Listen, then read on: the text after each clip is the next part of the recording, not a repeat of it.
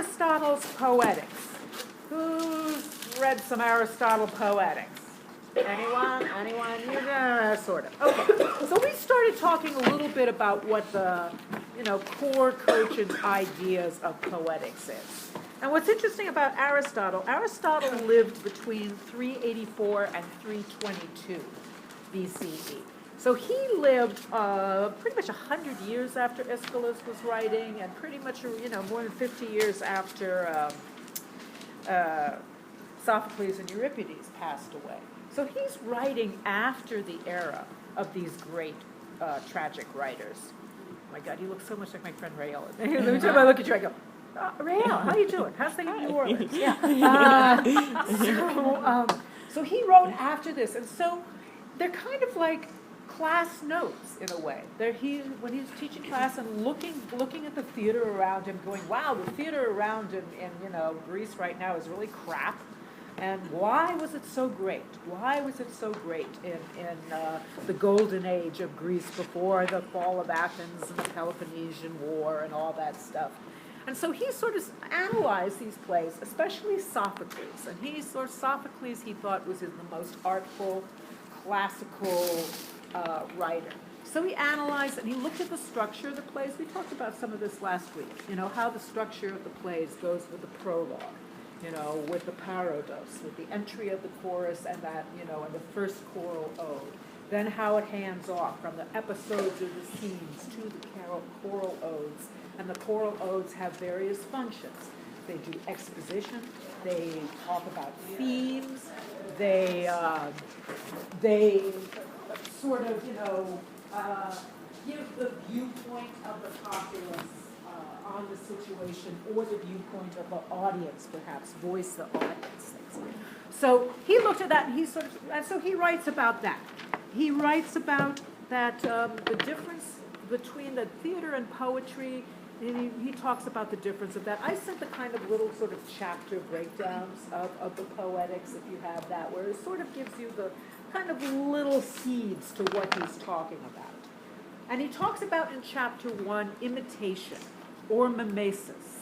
And this is a lot like we talked about in ritual, where you imitate an animal. You kind of, you try to put on a mask and call down a spirit.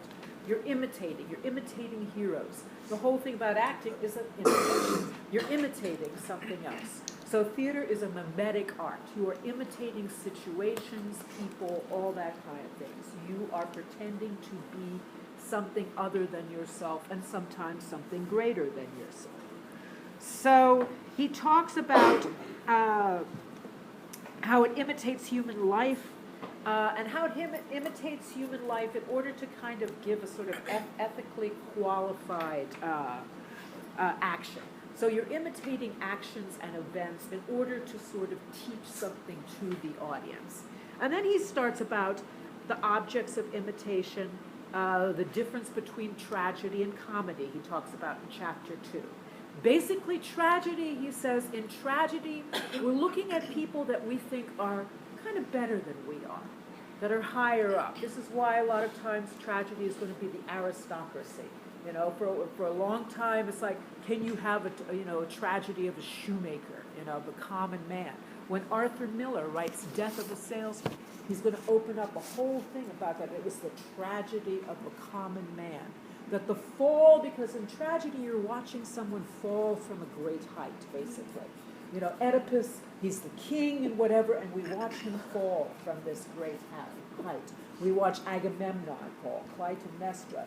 Though Aeschylus and in the Oresteia, there's this thing that Aristotle talks about the anagnorisis, that moment of self-recognition, that moment where you have bathos. Remember the difference between bathos, which is like pathetic, is basically when we say you're so pathetic. We actually mean pathetic. Pathos actually is something terrible happening. But bathos is suffering into wisdom. The whole idea of tragedy is that you go through all this and you learn something. You have that moment of self-recognition, the anagnorisis. The seeing place. You see into yourself as a character, and the audience is also seeing into you and seeing into them, their selves. So there's a learning, there's an elevation that happens. With the suffering comes an elevation. So as the character falls, our understanding rises. That's kind of the core of tragedy. Now, the whole idea is that can you have a fall that's not from, a high-born place? And when Arthur Miller does A Death of a Salesman, says, yes, you can have a fall from a belief in the American dream. You can have a fall from your illusions. You can have a fall from your dreams.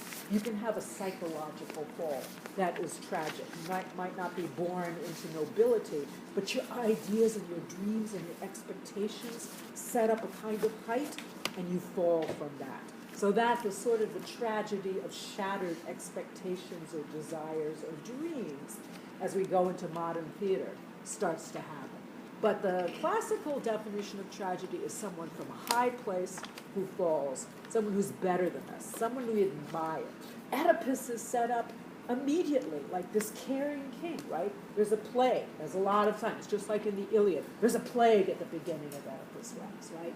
And the people, the old men and the people kind of come to him to beg him. And he says, oh, my children, right? He's a little paternalistic. It's children of Cadmos. He kind of brings in the lineage. He says, what's wrong, And they say, well, we have a plague. And they say, you should send, to the Delphic oracle to find out why we're being cursed with the plague. Remember in the Iliad, the plague was the arrows of Apollo, the Smithian king, the Smithian god, the god of mice and rats, which again, wow, did the Greeks know that the plague actually came from fleas carried by mice and rats way before anybody else did? Interesting. So, but they come and they say, oh my God, we have a plague. And they say, send to Apollo. He says, I've already sent to Apollo. I've sent Creon to Apollo, right, to Delphi. And we're waiting for him to get back. So he acts. He's a kindly king. He's a good king. What did he do before? He's what's called, sometimes they say Oedipus Tyrannus, the tyrant, which doesn't mean tyrant like bad, evil king the way we think of it. Tyrant basically meant you weren't in the bloodline. You were not in the bloodline. So that's ironic, right? Because he is in the bloodline. It turns out he is in the bloodline. But he's not in the bloodline. He has become king of Athens. Why? What are the circumstances? Yeah. So basically, he ran away from his home, and then he ran away. Why? Because he wanted to avoid his destiny. He wanted to avoid his fate. There was a prophecy. What was the prophecy? kill his father and have sex with him. Right. Kill his father and have sex with his mother, marry his mother, right? So he kind of goes, oh, I'm getting out of here, right? I'm getting out of here. And there was a prophecy at his birth that Laius, his father, also heard this prophecy, right? So when he's born, he says, oh, this baby's going to kill me and marry my wife. Him. So what do you do? So kill him. So kill him, right? And what does he do? He gives him to The right? shepherd. And he's supposed to leave him on the slopes of Mount Cithaeron. Mount Cithaeron's going to be the slopes where, the Maenads dance with Dionysus, too. Mount Cithaeron, outside of Thebes, right? So he says, put him there, and what do they do with his feet? The baby. They kind of they actually put a rod, a steel rod. He still has a card. Oedipus means sore foot. So he probably limps, which is an interesting thing. He, as a little baby, his screaming little baby, they put his feet, and he's supposed to be left to die and to be killed by the animals on the slopes of Mount Cithaeron, which doesn't happen, right? Because as we find out later, what instead transpires? The baby is given away, right? And the baby is taken to Thebes. no, Not. Corinth. Are they from Corinth? Right. South, right? The baby is taken to a whole other part of Greece, and the baby is adopted. And the baby grows up thinking that he is a natural son. So he thinks when he gets the prophecy, when he's, a young man, that, oh my God, this is my mother and father, and I'm going to kill them. So it's like, I got to get out of here because I am going to my fate that has been decreed, I'm going to defy my fate, right? And this is the whole thing of Oedipus, is that Can someone defy their fate? And you kind of go, well, he could have. He could have, he said, am I really your natural born son? And he would have said, oh, no, you were adopted. So, okay, good, I can stay here. I'll just stay here, right, in Corinth and have a happy life and be prince and be king, right? But he doesn't check that out, he sort of, they don't tell him for whatever reason, he doesn't share information. And then he goes, north and through, and if you look at Greece and the topography of Greece, there's a lot of mountains with little narrow roads going through these mountains, right? So he gets to a pass, and there's it's blocked by this chariot and some soldiers and this guy who says, get out of my way! And Oedipus is proud and quick to act, quick to anger, right? He's pride, and he has pride in, there's a prince, and it's what, who are you? And Laos is in disguise, right? Nobody knows that who the other person is, or that the other person is noble, because they're going through these mountain roads. There's a lot of bandits, and they don't want to be in full regalia. Hi, I'm somebody noble. It's okay, bandits can kidnap you and hold you for ransom, right? So they're not gonna do that. So neither one nor the other knows who each other is. And so Oedipus gets mad, right? That's what he does. He gets mad really quickly. He gets mad at the prophet. He gets mad at Tiresias. He gets mad at Creon. He gets mad when he's crossed, and he kind of says things, and he acts quickly. The quickness of his action. They say, send to, Delphi for the article. He says, I already have, right? So he's quick to act, which is good, but it's also not so good. It's he doesn't think before he acts, and he acts out of rage, and he acts out of a determination of his will, right? And this would all fall under that great H word that the Greeks always, hubris. So his hubris was to think, I've been given my fate, and I'm going to avoid it. Now, fate is interesting, because fate, there's the three fates that spin out your life, and then someone who cuts it at your death, right? Can you avoid your fate? Can you change your fate? This is the big question on the table with this play. The way the question on the table in the community of Athens was about trial by jury with the Oresteia, here's a question in terms of as humanism comes into play. How much do the gods decree? How much does fate decree? How much are human beings, in charge of their own free will? How much can they defy the gods and their fate? And I also thought it was really interesting how Jocasta is very dubious of the gods. Before you found out everything, she's the one who questions, who tells them, don't pay attention to the gods. Which I thought was really interesting, because in Agamemnon, Clytemnestra also brings that difference out of all the characters. And the gods are being questioned. Power of the gods. We're moving from ritual, where you say, okay, why does disease come? You've offended some spirit, right? To the Greeks kind of saying, it's Apollo's arrows, but he's the king of mice and rats, so maybe it has something to do with mice and rats, to the whole idea. And when we get to Euripides' three subjects are women, war, and the gods. And he's just going to almost dismiss the gods. Aeschylus is kind of pious. Aeschylus kind of gives a certain, honor to the gods, even though it's a little questioning them. And Sophocles is still very much, he believes in order, but it's also that human beings are responsible as much as the gods are. So this is the big question. If Oedipus wanted to avoid his fate, what should he have done? There were ways that he could have avoided his fate. Find out from his parents, double check that are you my real birth parents, right? Yeah. He just could have asked for help from his parents. He could have asked for help from his parents, right? Too proud. Right, and not assume, right? Not assume that. Not acted so quickly. Not acted so quickly. The other thing is when he comes into the road and he sees a man who might be old enough to be his father.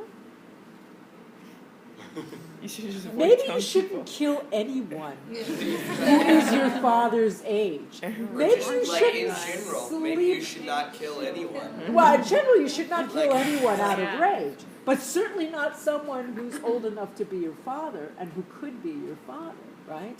And maybe you shouldn't sleep with someone who could be your mother. Who's old enough to be your mother? Ashton Kutcher. Yeah, there you go. So, this Freud is going to give, his famous psychological complex, Oedipus's name, when he says, every male child wants to kill his father and sleep with his mother. That at a certain point of adolescent development, you go through that phase. What? That never happened to me, so.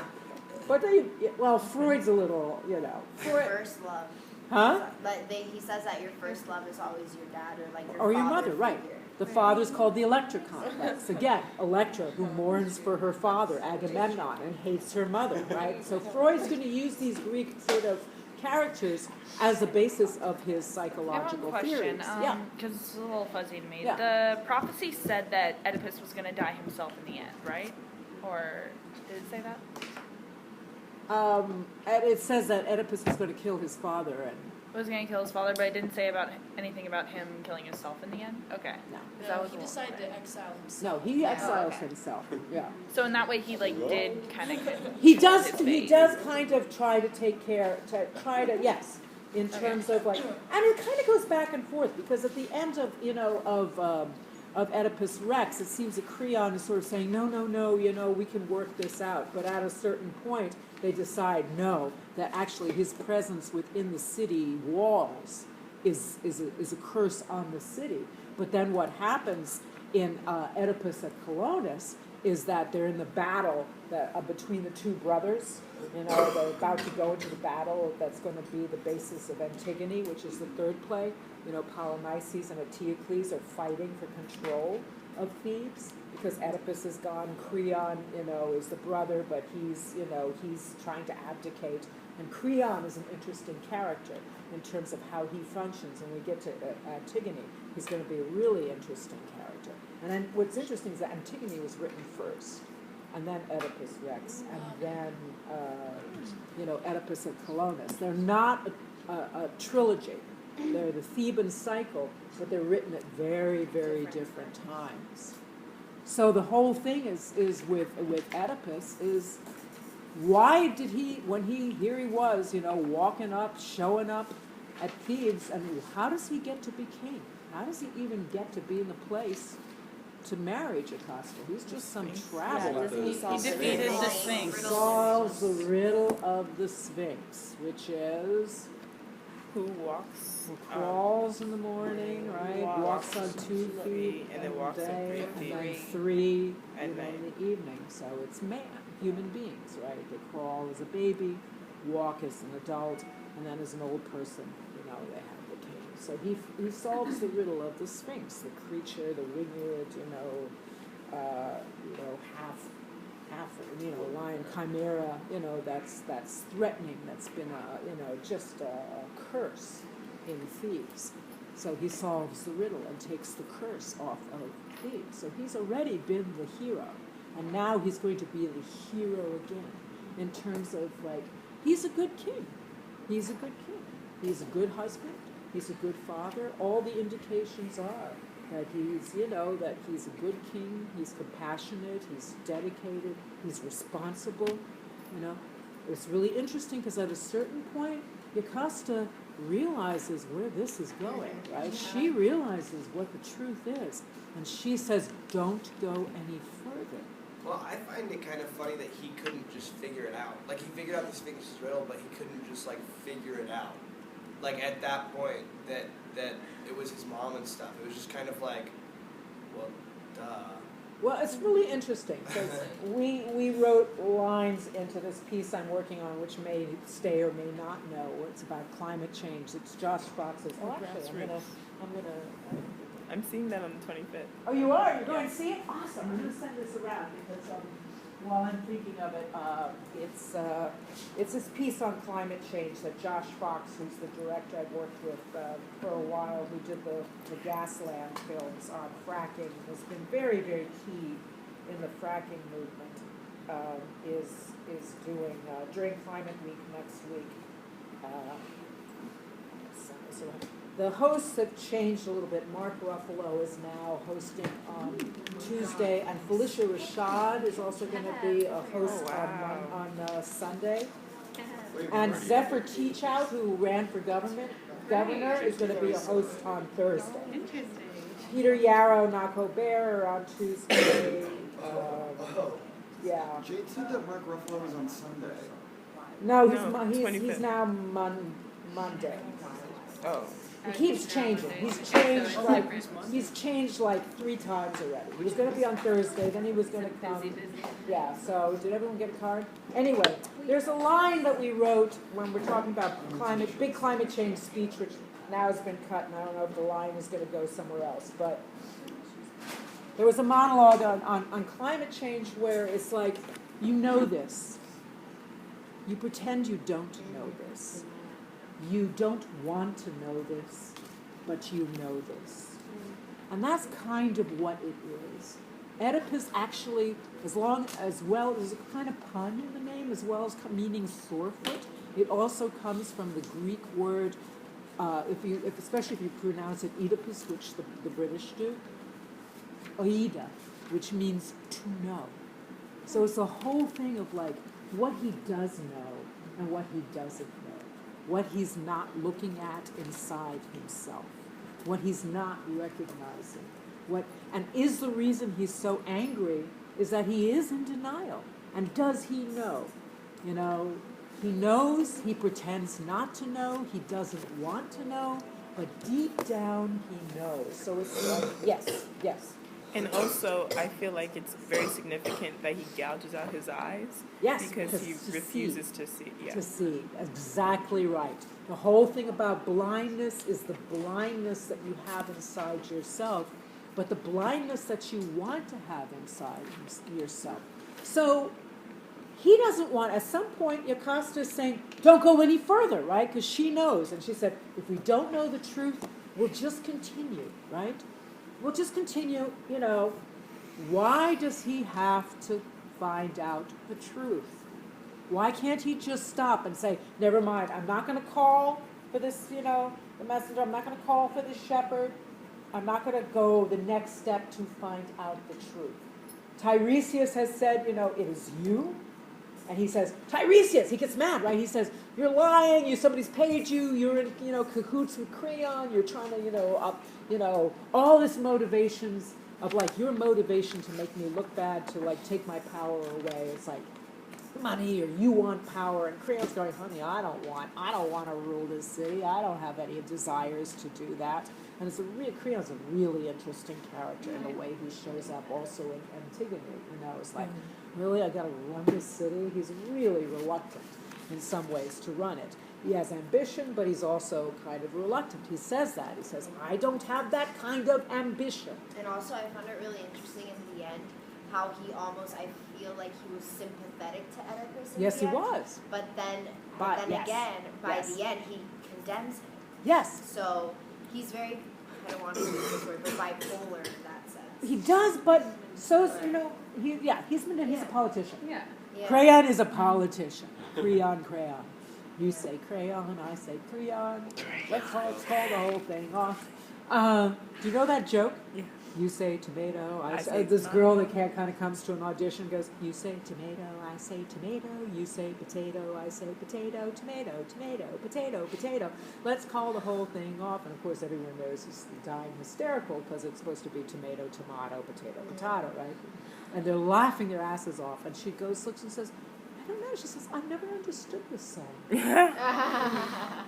a very funny story. Anyway, so Why the different. use it in an audition then?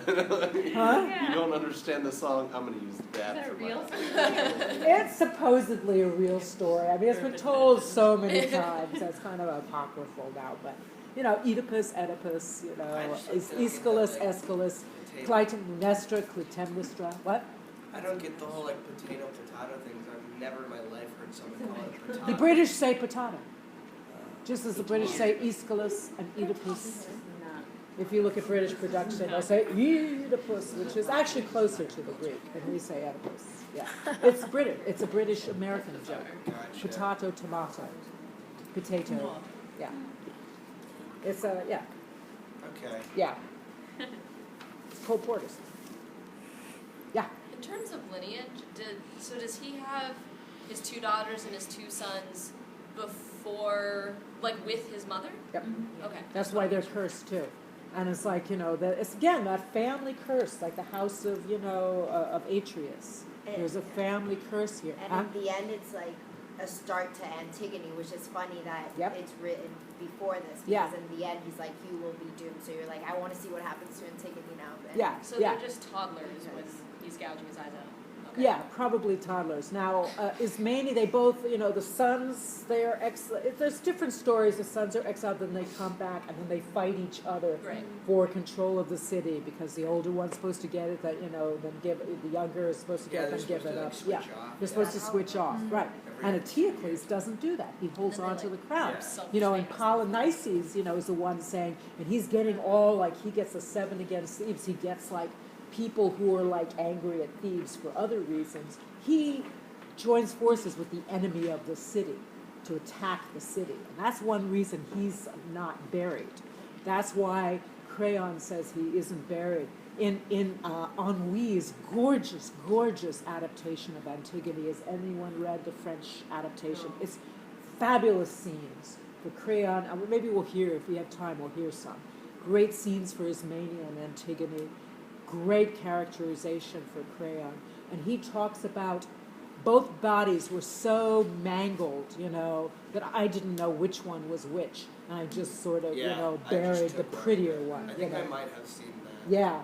And it's like, they both were monsters. Yeah, he said, I just needed one. I just needed one. Yeah. And the fact is, Polynices attacked the city, even though Polynices is kind of in the right. Polynices comes to beg, blessing from his father and Antigone in Oedipus at Colonus. He comes and says, please help me. I am, trying to get my rights. And it's interesting because even though Sophocles wrote Oedipus at Colonus after Antigone, it kind of explains some things in Antigone retroactively, why Antigone is so gung-ho to say, I have to bury my brother. Mm-hmm. There's several reasons. When we talk about Antigone in the second part, we'll talk about that. But when you look at them, if you put them in the other order, not the order that they were written, but in chronological order, you can see that she had promised her brother that she would stand by him. She'd made a promise. Not only was it the right, the sacred duty to bury someone. Remember, those are like the absolute, taboos that you can't break. Not even gods can make you break them. If a god says, oh, don't bury, that body, that God is defying a deeper and greater law that goes all the way back to ancient law. And even though the Furies might, get rid of, might become the kindly ones, you still don't break the host-guest, bond. You don't do something to your guest. You don't kill your guest. You don't kill your host. You don't do terrible things while you have a host-guest, relationship. You just don't. When they leave the house, it's all. But not in the house. The house is sacred, and you don't leave a body unburied, and you don't desecrate a body. When Achilles takes, Hector's body and ties him to the back of his chariot and goes 9 times around the walls. That's a lot of distance around a wall of a city to go for a day, dragging a body while his wife and everybody's watching from the battlements, right? And the gods protected Hector's body, but it didn't turn into some sort of, mass of blood and sinew with nothing. I don't know if you remember, there was that horrible incident when guys tied a guy to a truck in Texas Emmett Till, and dragged him. Yeah. So But the gods, with Hector, they protected his body, so it was pristine. So when Priam comes to Achilles and begs Achilles at the end of the Iliad, please let me take my son's body to bury it, Achilles goes, yeah, you're right. And then Achilles has that moment of self-recognition. In a way, the Iliad, with the story of Achilles, is a tragedy. It's one of the first plays, even though it's an epic poem, because Achilles learns something. He has a moment where he goes, right, I acted out of anger, I acted out of emotion, I acted badly, and we're still at war, but we're going to have a truce, so you can take Hector, you can bury Hector, and I acknowledge that Hector really was the better man. And what's interesting about Homer and the Iliad is that even though it's Greek, he shows the Trojan hero as a different kind of hero and perhaps a better hero. He's not the greatest warrior in the world, but he's more honorable. So in a way, Oedipus is like Achilles. As I said, he's a great hero, he's admirable, he's a fair king, but he's also quick to anger, quick to go to his emotion, and he acts before he thinks. So, but there is this point, to get back to where we were, there is this point, Tiresias has already said, the man you seek is you. He literally says, the man you seek is you. And in that phrase, there's kind of the crux of Oedipus's problem here. Why can't he stop looking for the truth, even though it's going to probably hang him? Why? He's in between a rock and a hard place. He's an ate. He's, these actions he's taken have gotten him to a point where either decision he makes is going to have dire consequences. So it's like the sparagmos, the tearing apart. If he goes this way, it sucks. If he goes this way, it sucks in a different way. So if he continues to find the truth, he's going to find himself, right, as the person responsible. If he doesn't continue to what happens? But his pride isn't letting him, because he tried he did everything right that this wouldn't happen. He did everything right so that this wouldn't happen, it's like, right? Why I did everything so that this wouldn't happen, right. You're lying, this can't be true. Right, why it can't be true, but also he has to keep going. Why? Because he owes that to the people. He owes that to the people. The seer Tiresias says that he is the dirt that breeds disease, so he is excellent. Quote the play. Excellent. Use those quotes. So he is the thing that is making them sick, and I think he does feel something for them. And he has a responsibility as a king, as a good king, which he is, to the people, to what is called the polis. P-O-L-I-S. It is the root of the word politician. Politician used to mean, this is very ironic, politician used to mean someone who is responsible to the polis, who puts themselves, their own needs aside, to serve the polis. Yeah. Definition really has changed. So polis is the city-state, is the people, is the citizens, is the community, is the city-state, the polis. He has to serve the polis. That is, and it's not even his moral right to serve it, which he feels, I mean, there's a plague, and the plague is people are just going to die and die and die until, he solves it. And he could say, I'm getting out of here, and I'm going to screw the city, and we'll save ourselves, or whatever. But he can't do that. He can't do that because he is a good king, and he is responsible. And he needs to follow the truth to his own destruction. Well, and he said, he says, I'll exile whoever it is, even if it's like family or whatever, and then he follows through. Yeah, he follows through on what he said. He said whoever is responsible is going to be punished, and he's responsible. He said, I won't kill him. Right. I'll just exile him. I'll exile him, which is also, really humane. It's like, we just need to get the curse out of the city walls. which is really interesting because when Polynices, and Creon come to Athens, to the Grove of Colonists outside Athens, right? They want him to come back. Each one wants him to come back and wants his body to come back because now there's a prophecy that whatever city has him buried outside their walls, right? Not into the city, but outside the city. Whatever city has him buried there is going to be blessed. So where he ends up being buried or swallowed up by the ground, disappearing, in Mary Renault, when she writes about mythology, says it probably was an earthquake, because there's a whole thing that Oedipus could sense when earthquakes were coming, that he had this ability to sense when earthquakes were coming. That was another thing that was really useful to the city, that he knew when earthquakes might be coming and people could prepare for Probably it. something to do with his Huh? joints. Probably something to do with his joints and his like legs, like his feet. It was what? Sorry, the air It conditioner. probably had something to do with like the way that he felt the ground because of his like legs. Maybe, that the tremor of the sensitivity of, who knows, but he felt he knew when earthquakes were coming.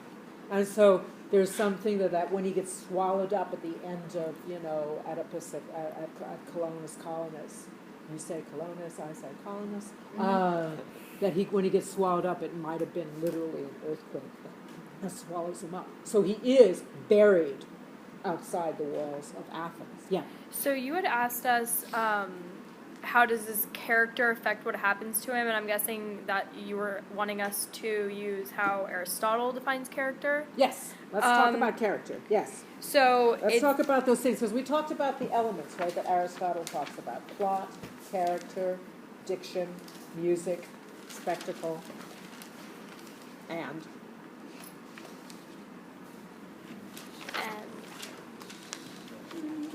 theme, thought. Yeah. Yeah. What? Nothing. What? So, talk about character. So, it's defined as the manifestation of moral purpose. Right. So, is that his polis? Is that for the polis? Yes. That's what his you're moral exactly purpose, what you're talking yes. about. Okay. His moral purpose as a king is to be responsible to the polis. His moral purpose as a husband is to be responsible to his wife, to his children, to the well-being. He is in a position where he has to take responsibility for the well-being of people outside of himself. Yes. But so what's the difference between character and hamartia? Hamartia. Okay. Hamartia is a part of character. So within the character, you have your hamartia. You can sort of say, what harms you?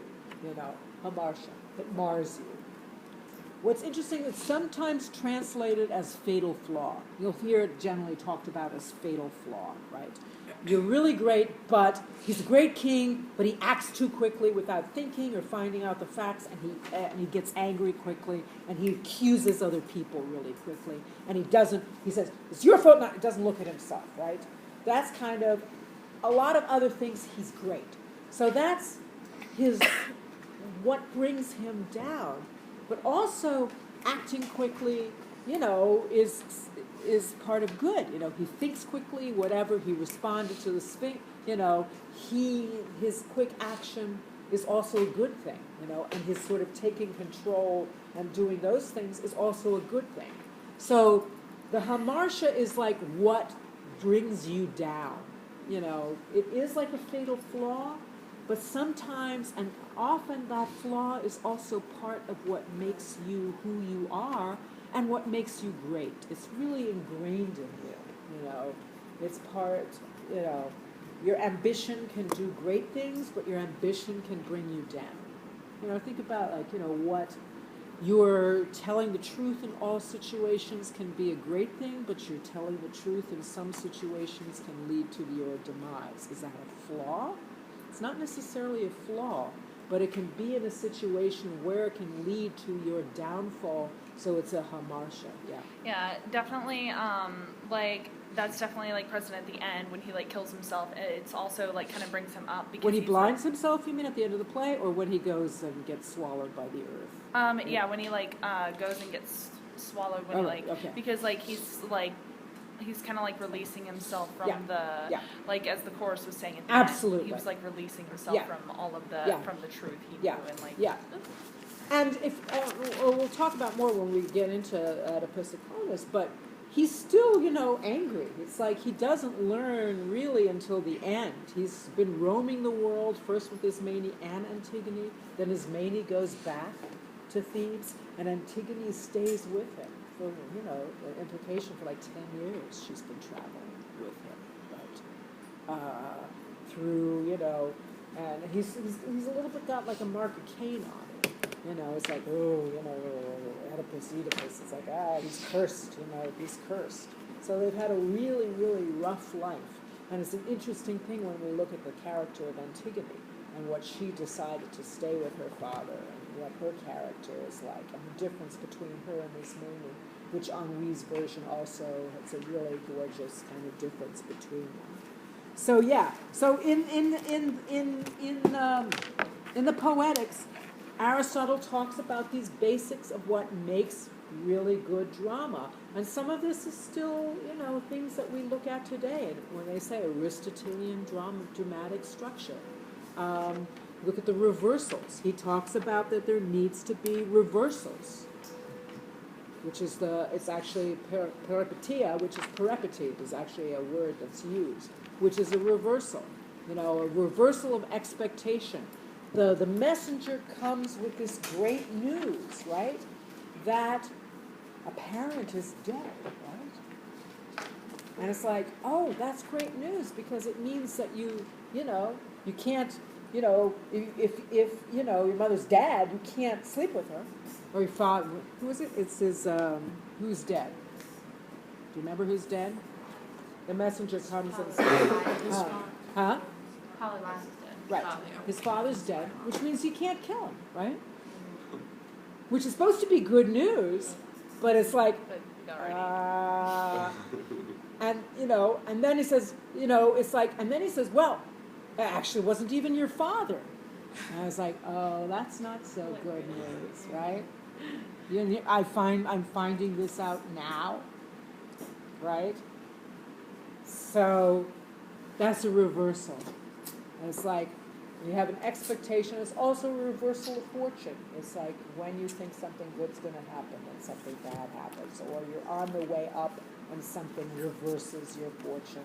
Then you can have a reversal where things go well. And in drama, we really, follow the reversals. Things are going well, there's an obstacle, and things aren't going so well. Then something happens, and things start to go well again. And that's what makes kind of exciting stories, whatever the story is, right? It's up, it's down, it's up, it's down. It moves forward, it falls backwards, 2 steps forward, 3 steps backwards. It's those types of reversals. And that's what Aristotle said. In good drama, you have reversals. It's not just like you just go, this happens, and this happens, and this happens, and this happens. There are reversals. So that's one of the things that he talks about in the Poetics. Yeah, what were you going to Oh, I was sorry, I was switching. Oh, okay. You were saying. Yeah. Okay, now, when he's, talking about all these elements of drama, Yeah.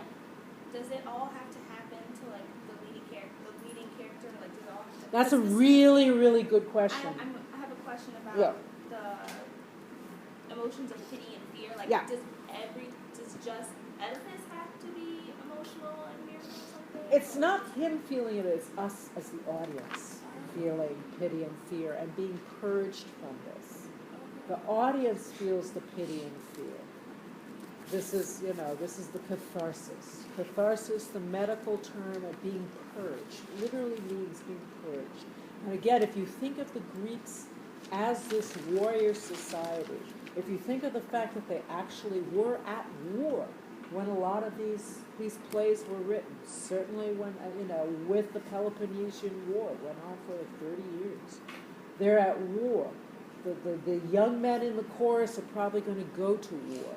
A lot of the people, some of the actors, again, Aeschylus, there's nothing on his tombstone that talks about him being a playwright, that talks about him being a general.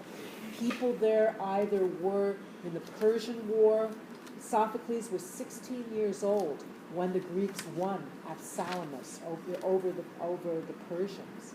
He was in the chorus, in the victory chorus, at 16. He was a young man singing. Aeschylus was a general in that war. When these plays are written, this is a society at war. There are warriors who've been in battle or are going to battle. And that's the whole thing. What gets you killed on a battlefield? What gets you killed? What were you going to say? And in that sense, would the chorus kind of mirror the way the audience can feel? Because I felt that the chorus was really feeling pity for Oedipus. Yes. Which I Yes. thought that maybe they would be mad. I mean, they could be mad. They could be mad. But they're pity.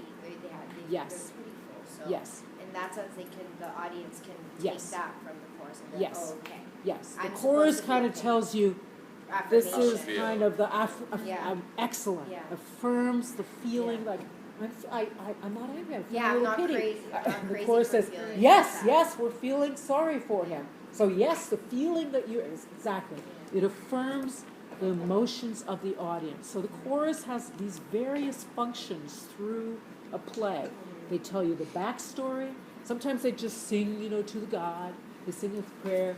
And sometimes they talk about what the theme is. Like if you're wondering what theme, thought is in the play, what's really the theme, the chorus will sing about it. And they'll say, it's about, rage or forgiveness or, or ambition or, they'll sing about what the theme is. They'll say, this is what it's about. We're going to sing this, this hymn, which is kind of about the theme. So if you're wondering what this play is about, we're going to sing it. They'll relate it back to other mythological. Yes, they'll relate it, exactly. They'll relate it. There's corollaries to myths, there's backstory, and there is absolutely that kind of affirmation of the feelings you're starting to feel. Yes, those are the Because appropriate it is feelings you're conflicting supposed to for feel. a human to be like, why am I feeling sorry for this guy who slept with his mother and killed his Yes. father? Or Yes. and killed this man that he doesn't Excellent. know. Which Yes. the chorus is like, okay, Yes, that's fine. excellent. Yeah. So just so I understand, all of these elements of drama are shared between the characters in the play and the audience? Yes. All of the characters? Well, like pity and fear. Sometimes the characters are, feeling, that, or the chorus is singing about it.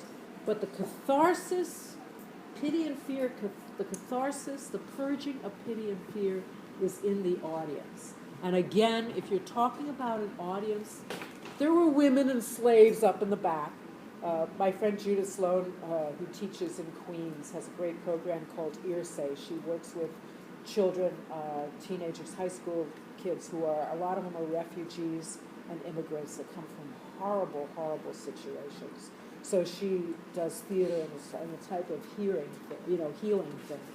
And so one of her students, I think she was from Honduras, and that's a horror story, on so many levels, was talking about, I think it's the poorest country in Latin America. Yeah. It's corrupt and border crossings and just it's a nightmare. It's a nightmare. These kids are trying to they're crossing by themselves. It's like 8 years old and getting in the whole mix of it. It's just a nightmare. But one of her students was a kid who made it, and has this great monologue where they were talking about the Greeks, and she was reading the Poetics, and she has this monologue where she says, okay, so in Aristotle it says that people get pleasure, that's sophisticated, you can measure, this is interesting for students, and cultural, sort of yardsticks. Aristotle says, and this is true in the Poetics, he says, you can measure the sophistication of people by the pleasure they get out of learning. And he says basically that people who don't, and in her monologue she says, who he says doesn't get pleasure from learning? And who was like in the back of the theater in Athens? Women and slaves. And she said, well, Aristotle was sitting in the front with all the important men and the citizens of Athens.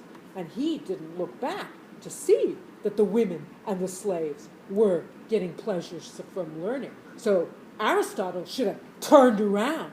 And that's what I would have said to him. I would like to meet him, because I would have said to him, Aristotle, I get pleasure from learning, so maybe you just should have turned around. And I think Aristotle would have gotten pleasure from meeting me, because he would have learned that he was wrong.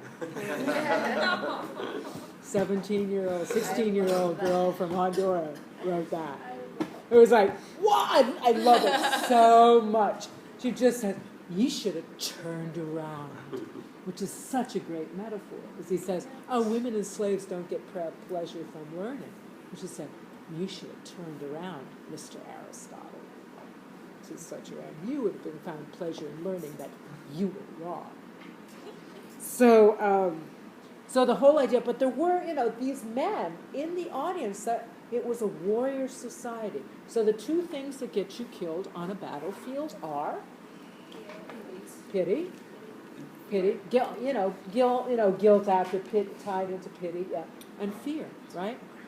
If you hesitate because I'm going to kill you, you're my enemy, but look at you, you're such a sweet face, and you're looking like, your parents would be so sad, and, you look like a really guy. And I go, oh, but you're so young. And it's like, I can't kill. And then it's like somebody kills me, or you kill me, or whatever, right? Or I kind of go, oh my God, you look really fierce. You look like Denai Gray, and and you look like The Walking Dead, and you might probably have a spear. You're probably going to kill me. And I'm going to go, I don't know. I'm kind of scared of you. And it's like I'm fear, and I'm paralyzed, and I don't do anything, and I get killed, right?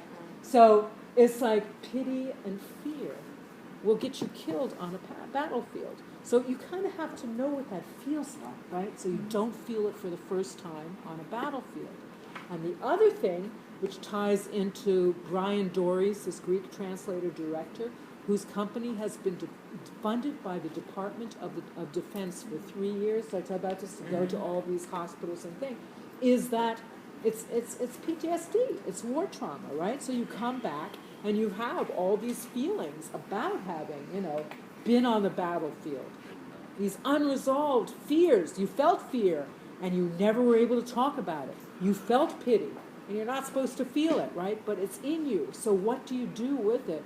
You project it onto a character, and that character is purged. You can kind of go, oh my God, I feel so sorry for Agamemnon, but you're really feeling your own pain of like having lived through that. Or I'm sorry for, Orestes, or I feel, Oedipus.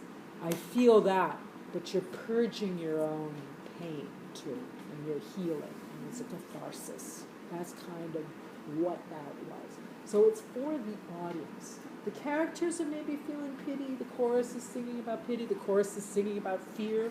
When the Furies are coming at the end of Libation Bearer, the chorus is trying to go, oh my God, look what's happening. Oh my God, they're so terrible. And everybody in the audience is going, what's coming, So the characters will feel it, but it's for the audience to feel the moment of catharsis. That's the audience, yeah. I think you mentioned last week, or maybe I misunderstood, that in certain situations, the more you could purge those feelings, the easier it would be to not feel them.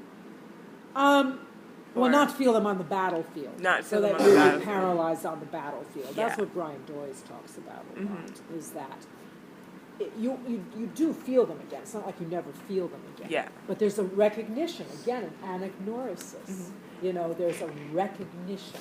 It's about how you recognize things in yourself. So it's like when you feel it, you go, it's pity, it's fear, I know how to deal with this. I can feel it, but act at the same time.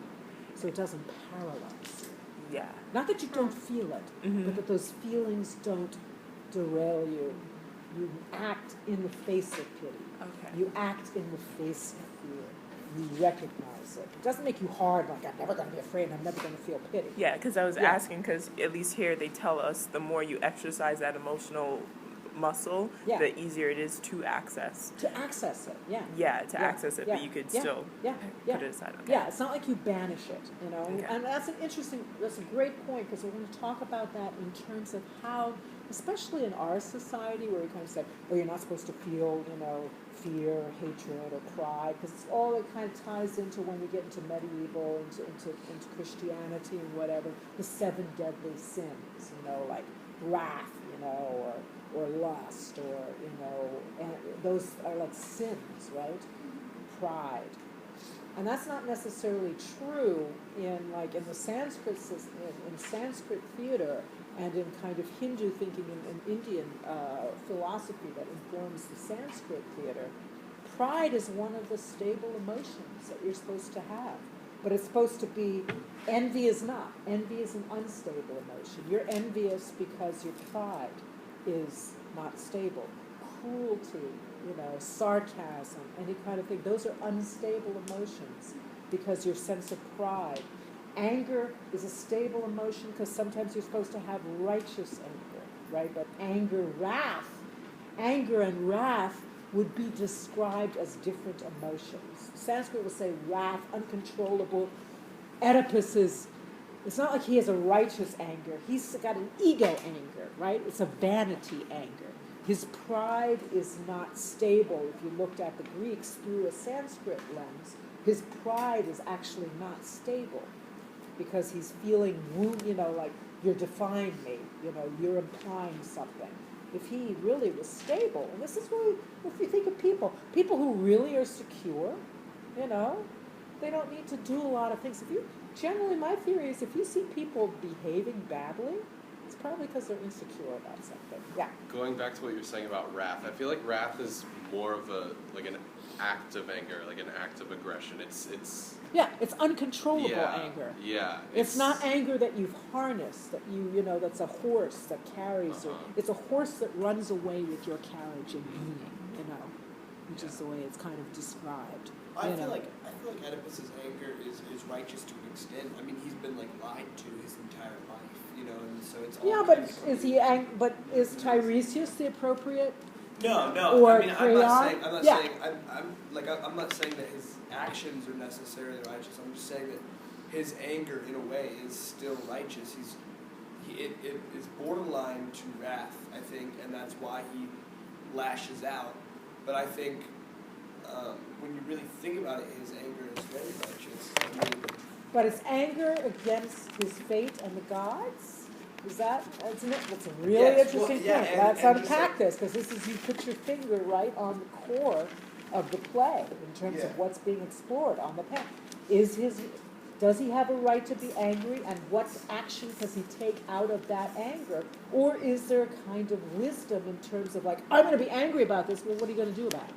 Yeah. Well, right? It's like he could have, he could have fixed it had he known. Like if somebody would have just told him the truth, then none of it would have happened. I mean, I think that's a recurring thing as far as. Yeah. But I think it's part of his hamartia that the quick decisions, the sporadic, that kind of anger that he let get to the place of wrath. He let it overwhelm himself into making these quick decisions that weren't necessarily metered or thought out or anything. So.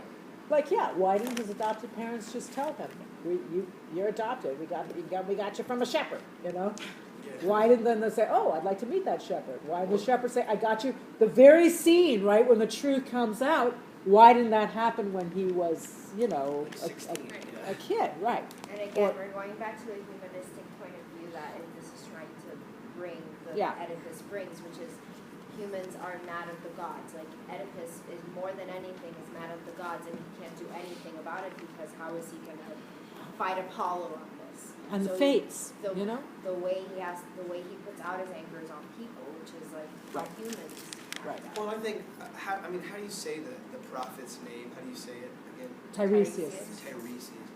I think, his anger against Tiresias is somewhat justified too. I mean, he's you know who the murderer is. Tell me who the murderer is. And he goes, it's you. And it's what? No, you're the murderer. I mean, that's just kind of like a human reaction. He's very human. No, you. And it's, I mean. I know you are, but what am I? Yeah, I know you are, but what am I? Kind of thing. And so it's just I mean, I think that's justified to an extent. I mean, it's not like he's. But it's the way he acts that makes it not righteous. Yeah, but if you were looking for a murderer and somebody said that you were the murderer, you would flip out too. I mean, it's like a. But you would also go, you're a prophet. Just pretty because right, it's human a lie. Yeah, just because you. Maybe I should. Go, wow, I am? Well, who knew? Yeah. You said last week both just and unjust, but equal justifiable. Very nice, actually. Yes. Just, unjust, equally justifiable. It's complicated, which is why you're saying, he has a right to be angry. He does. That's why we feel pity for him. If he was just a total asshole and you kind of go, you have, okay, you're an idiot, and, it's all your fault, and it's like, it's it happened because you're a blind moron, then we don't feel pity for him, you're just a jerk. But exactly what you're saying, yeah, but he's trapped. How does he get out of this, You can kind of say, well, don't kill someone, who's, old enough to be, and maybe don't marry a woman who's old enough to be your mother. Maybe says, but at the same time, he had no, he had no idea the circumstances of who wouldn't be a king when you got this, He's grew up to be a prince, he's lost his kingdom, and suddenly here's this other kingdom. He was raised to be a king. Well, and his, he's told that he's going to kill his dad, so he leaves his dad. So he leaves his dad. He did the right. He said, okay, I'm doing the right thing. Some asshole is, harassing him in the road, so he's like, absolutely. Screw you, man. I'm going to friggin' run my sword through your heart. Yeah. It's just, natural, unjust, understandable. It's tragic. That's what makes it tragic. It's like, I remember when I used to teach this when O.J. Simpson, right? And I said, what would be tragic about O.J. Simpson? What would make it tragic? That he killed you. If he was innocent. Yeah. If he was innocent. If he's innocent, that is a friggin' tragedy that shows so much crap about his country and a lot of things. If O.J. Simpson is innocent, which I personally don't think he is, but if he was, that's a tragedy. It's just like Michael Jackson was proved to be Michael Jackson, yeah. Michael Jackson is potentially another tragic figure in terms of like... They still refer to him as like a pedophile, but it was proved that he didn't touch the kid. It's still a debatable in terms of like, And the thing is, Michael Jackson's a great thing because it's like a great example in a weird way. Because Michael Jackson did not have a childhood. Michael Jackson from the age of 6, was like with his father, with the ambition, what the thing. He never had a childhood. When he grew up, he said, I'm going to have a childhood. And I'm going to surround myself with people who are emotionally my age. He was 12 years old himself in a really deep way. He was still 12. He had arrested development, and he felt comfortable with kids like him. That's why he built that whole amusement park and whatever. He was Peter Pan, and kids might, play. I don't know. There's, it's on the one hand, it's really creepy. On the other hand, I think if there was something happened, I think it was kind of weirdly innocent. I think, it's debatable. You find out all these things about people wanting money and saying, tell them, who knows? I agree. I think Michael Jackson potentially is also a really tragic figure. Yeah. And I think also the tragedy behind him is that we are also, like what you said, like how but you choose not to know. The public was the reason he didn't have a childhood. Right. And they benefited from him not having a childhood. Right. So I guess we are also... And yet maintaining that, because there was something about who he was and his persona. Yeah. Yeah. So... The most intriguing thing to me about this whole Oedipus story is that it's the blind person who sees what's real. Yes. And then at the end he gouges his eyes out. And so it's that idea of in order to see you have to be blind to what's in front of you. Right. Which goes with his want to act quickly. Yeah. And so that makes me feel like he could have changed his fate. And he did at first, but then it swapped on him again. Right, and the reversal, My argument would be that if he were to change his fate, it would be unknowing to him. You know what I mean? Like, he can't consciously he wouldn't do it say, consciously. I'm going to change my fate this way. He just would without seeing it, because he can't, because he can see. That's really interesting, that once he sees it and makes a choice to do it, that's the beginning of the end, whereas if he just acted out of his moral character, then that might have changed the fate. But it's just like knowing it is what makes it come true. Knowing it, if he never knew that that was his 'cause fate, he would have stayed stayed with his parents, happily he at became home, king right? there. As soon as his friend says something, right, and he goes, what? Wait, let me go find out what the oracle says, and then it comes back with this. If he didn't have that knowledge, in a sense, of it, yeah, he would have stayed happily in Corinth. Well, and it's become sad because king. he loved. I mean, it seems like he loved his parents that raised him. He did. But he left them because he loved them. But he could have stayed with them. He could have stayed Found a there. way to happen, Well, that's the thing. Would it like still his have fate find? still Yeah. gonna happen no matter what. But if Or he hadn't do heard you? it- Is it self-fulfilling prophecy, which is where the term self-fulfilling prophecy comes from? This is a self-fulfilling prophecy. No, I think Is it the prophecy, or is the prophecy because knowing his character, that's the way he would react to a prophecy like that, right? Yeah, It's a little Ouroboros thing in terms of which comes first, the chicken or the egg, right? Did the prophecy come true because the prophecy knew that he would react to the prophecy that way because he's quick to act? You know what I mean? It's like, But at the same time, I mean, I think that for the most part, as far as prophecies go in all literature, in old, like ancient literature and more recent literature, if there's a prophecy, and it usually comes true because a person is ignorant, or not necessarily ignorant in like the sense of like they're ignorant, but like to some kind of fact, like they don't know the whole truth. they don't know that. And if somebody would just tell them the truth, then it would never come true. Well, yeah, and this is the whole thing in terms of your destiny. Can you change your destiny by your actions? Like, when people say, this is a prophecy based on the actions that you are taking at the moment, or the character pattern that you have. This is where, if you continue to follow the steps of the action you're taking, if you continue to operate out of your basic character, this is the road you are going to go down. If you say, I'm not going to continue on this path, I'm not going to follow these character choices, I'm going to say, it's saying, okay, if you want power, and you're down the road to all you want is power, you're going to end up here in the reversal. If you suddenly decide, oh, well, I've wanted power this whole time, but I don't want power anymore. I want, self-fulfillment, or I want to be a good person, or I want a community, or I want, things to go laterally. I don't want to go up the ladder, and like have this kind of success. I want to redefine my definition of success and have success be more laterally, more horizontal rather than vertical. We tend to think of success as vertical. What's happening a lot now in the dialogue of this country is like, is success going vertical, stepping on people, getting higher and higher and less people till you're a tiny percentage at the top? Or is success, connecting horizontally, being in a community? What's the definition of it? So if you decide, oh, I'm not going to do this anymore, I'm going to do this, then you avoid your fate that was waiting for you up there. Does that make sense?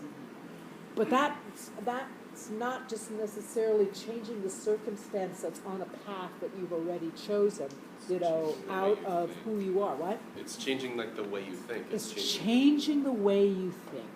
It's changing your values. It's changing who you are. And ultimately, that's what you have. You can lose everything circumstantially, but if you know yourself, right? This is the Greek philosophy. Know thyself. That is the most important thing. Oedipus's Ida. To know, to have knowledge, to know yourself.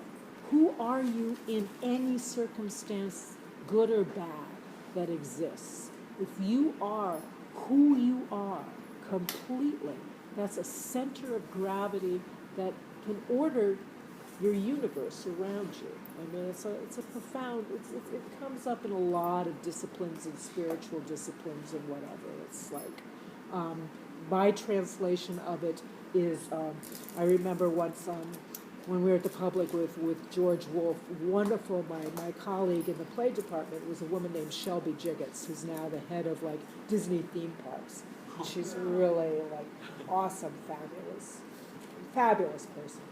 but she really likes to have like solidity and everything, like, you know, like I want to know what's happening. I want there to be solid ground. And if you're around George Wolfe, that never happens. It's like this. He's like Oedipus. It's like, you know, it's like, I'm going to react and I'm going to have brilliant. He's brilliant, but he's like, it's like, okay, fine. Everything's like, all right, you want this one day and you want this the other day, and we're losing our minds. I loved it because I like, oh, I'm going on a journey on the roller coaster. Whee! And Shelby was like, oh my God, what's going to happen? So she said to me one day, and I'll never forget it because it was so moving. She said, Morgan, she said, when are we ever going to have solid ground? And I said, never. We're never going to have solid ground in anything. You know, and that's such a human desire. It's like, I want a floor that's not going to fall out from under me. Society, there can be an earthquake, literally, and the floor falls out from under you. War, 9/11, just the anniversary. Anything can happen at any time, and the floor can fall out. Your carefully constructed life that you built in your job and your thing and your repair and whatever you have that you think is the solid floor of your life that you stand on can collapse at any time. You know, Buchner, who we'll talk about, will say the ceiling can fall on your head at any time. The walls can collapse around you. We spent a lot of time trying to build structures in our lives and for ourselves that are not going to collapse as individuals, as societies. And it's like, no, all of that can collapse. The only thing that can't collapse is this. If you know who you are in any circumstance, you're on the same. I remember I told you I think I worked with Joe Papp, who was one of the great sort of figures in the theater in like the 60s, 70s, 80s. He like started the public theater, Shakespeare in the Park, and he was like Joe Papp. There's a joke, an actor joke was like, it's a very famous joke when I was like first knowing him and working for him, that was sort of going around. There was this actor. Joe Papp went up against Robert Moses, who was the Parks Commissioner, and he was like someone who had such a vision. It was incredible, the vision he had for theater and theater for the people and the Delacorte, and it's all his kind of inheritance. It's just a giant. I was very, very lucky to have worked with him for like 10 years. But there was this joke going around that an actor, when he died, he said, he went to heaven, right? And he said, St. Peter said, oh, come on in, you know, you've earned your place in heaven. And the actor said, okay, I want to come in, but if Joe Papp's here, I don't want to be here. Because, like, you know, my whole life was Joe Papp and everything, every time I turned around was Joe Papp. And, like, if Joe Papp is here, I don't want to come in. And St. Peter said, oh, don't worry, Joe Papp's not here. I was like, the actor goes in. And so, you know, he's in heaven, he's enjoying it, and all of a sudden, he hears a voice that sounds like Joe Papp. And then he sees this guy kind of rolling around on a cloud with a cigar, and sort of like, you know, saying, do this, and directing things. And he goes, ah, and he goes to St. Peter, and he said, you said that Joe Papp wasn't here. And St. Peter says, oh, no, that's God. He just thinks he's Joe Papp. So that was who he was, right? So nobody said like he was like this figure. So here I am. I'm 22, 23 years old, and I'm working at the public theater, kind of working. I thought, well, you're seeing this, but I'm seeing something different. You know, you weren't supposed to do that, especially not if you were some 23-year-old barely out of an internship and an assistant in the literary department, right? And so he looked at me. He said, don't you know who I am? And I looked at him and I said, well, yes, Mr. Papp, I think who you really are is who you are naked and alone in the desert in front of your God.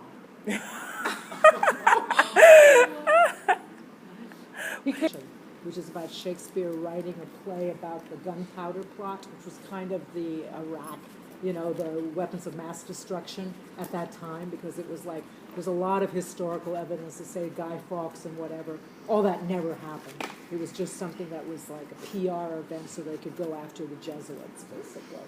You know, and so that's what in Bill Cave's play, Cecil, who's the prime minister, comes and says, write a play. And at one point he says, but there's no plot here. And he's like, oh, what?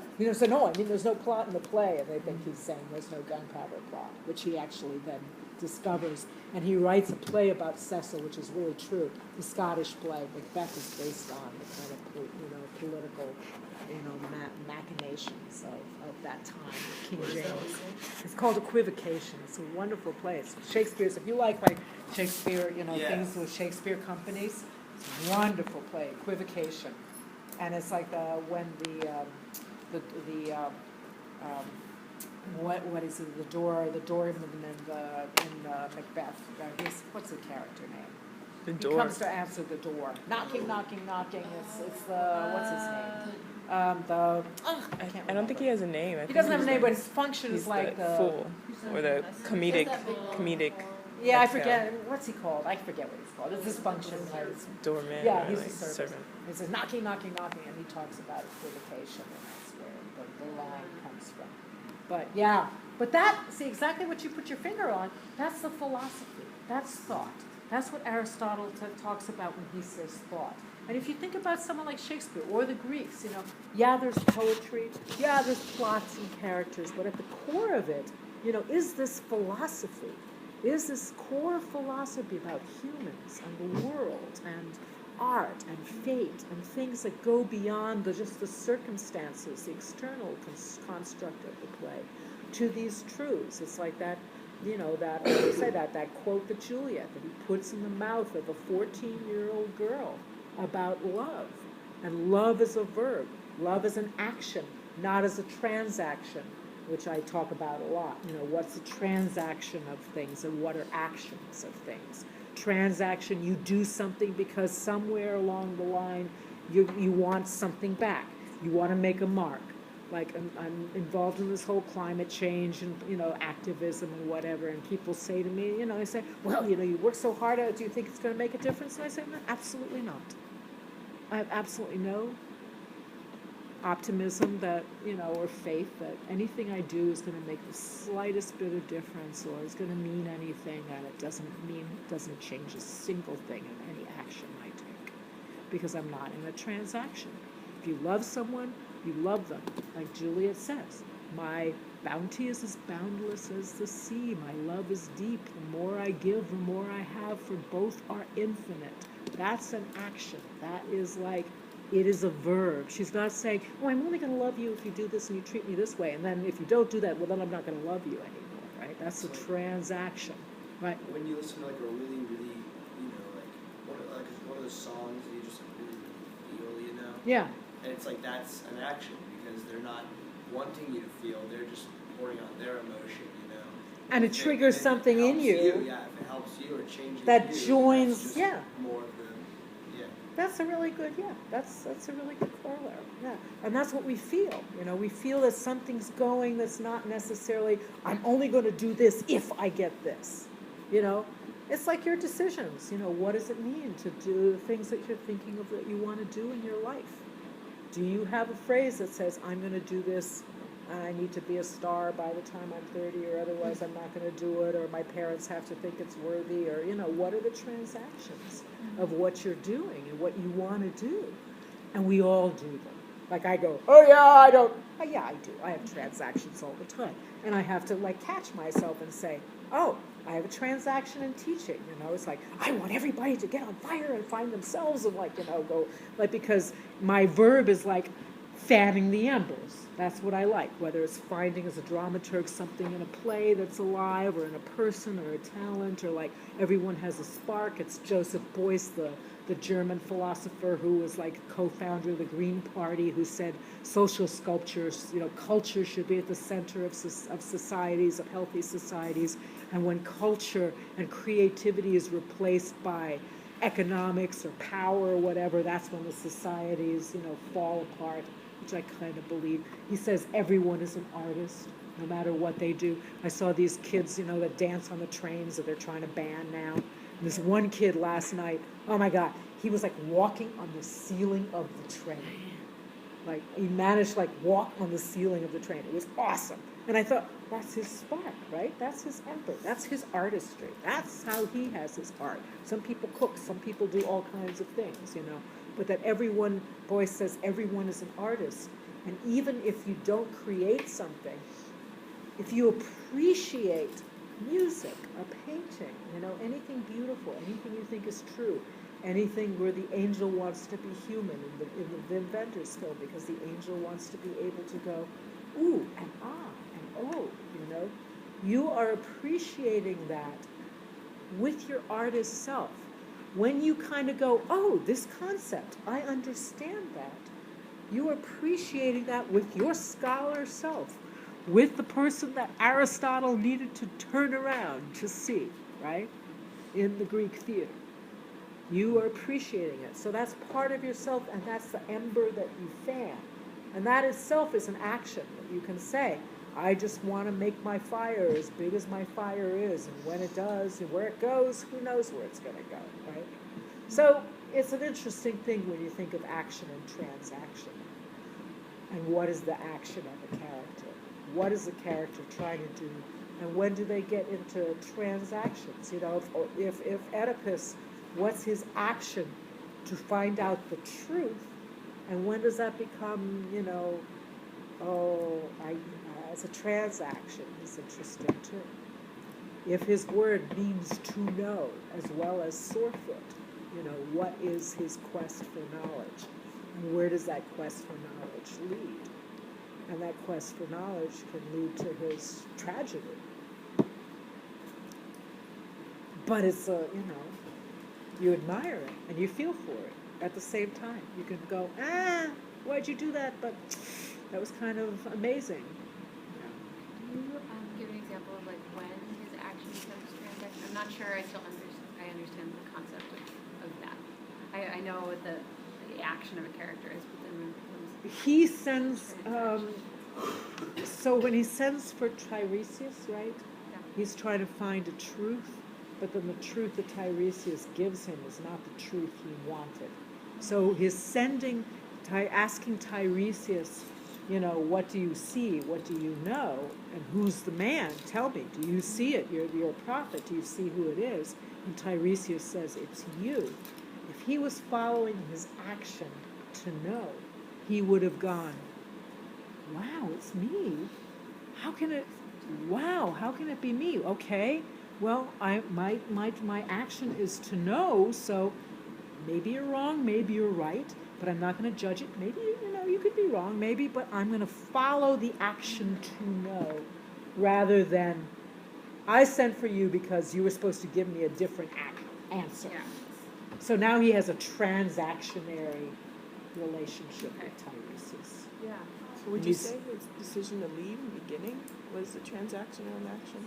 Well, that's an interesting thing. When he leaves, is that a transaction or action? You know, it's like an action would be, okay, this is my prophecy. Well, I should be maybe just be here and live here and make sure I don't do that. I can control that. I can not kill my father who I love, or sleep with my mother who I love as a mother and I don't really want to sleep with her. You know, I can follow out that action, but yeah, is that like, oh, okay, well now I'm going to do this other thing. Yeah, yeah, yeah. You can look at it that way. Yeah. Yeah. But it's like when you follow the action, when you follow the, you know, when you follow the verb, what his thing is. If it is to know, to find out the truth, then when is it like, oh, I only want to find out the truth if it benefits me or my situation. That's a transaction. I'm only going to love you if I get this. I'm only going to do this if I'm rewarded this way. I'm all, you know, whatever, and we all do them all the time. We have these transactions and we say, oh, you know, this is my action, but I want something at the end of it, otherwise I'm going to reassess, you know, what I'm doing. Yeah. Also, the whole way we're taught to look at scenes, characters and scene work is you have an objective, and you have a certain obstacle in the way, so you're going to do this in order to do this. Yeah. And then there's transactions, there's within the larger action. You're super objective, and then you're objective in the scenes. And a lot of the scenes are going to be transactions within your larger action. Oh. Yeah. Right? Does that make sense in Yeah. terms of your, and like what the you're tactics. trying to follow, it's tactics, right? Tactics or transactions. Absolutely. You have an action of what you want, and then you have the tactics within it, which circumstances will force you into transactions. It's like an episode of like West Wing. Yeah. When they want to pass like some Yeah. kind of legislation because they think that will help people Yeah. or whatever. Pol- So that's their action, right? Right. But then to get other people to go along with it, they have to Right. pass other bills too. So Yeah. those would be transactions. Yeah. I mean, and politics, you can say, is mired in transactions to the point where actions are lost in the transactions. You get so involved in the transactions.